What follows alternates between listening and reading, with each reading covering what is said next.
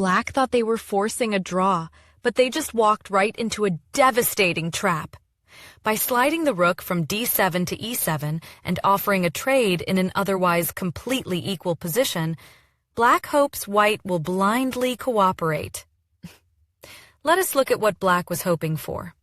If White simply takes the rook on e7, Black recaptures with the king. Now the king sits safely in the center, and this resulting king and pawn endgame is a dead draw.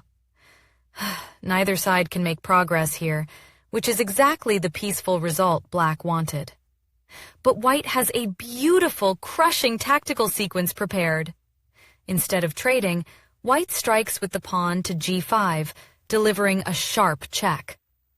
This is a textbook example of a deflection tactic. Notice how the Black king on f6 is the absolute sole defender of that ambitious rook on e7. This simple but lethal pawn push forces the king to make a heartbreaking choice. If the king steps back to any square to dodge the check, White simply scoops up the hanging rook for free. And if Black accepts the pawn sacrifice, the king captures the pawn on g5, but in doing so, it is completely pulled away from its defensive duty.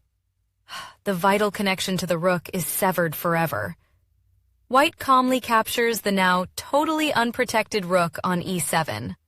White remains up a full rook, easily converting what looked like a harmless endgame into a spectacular victory.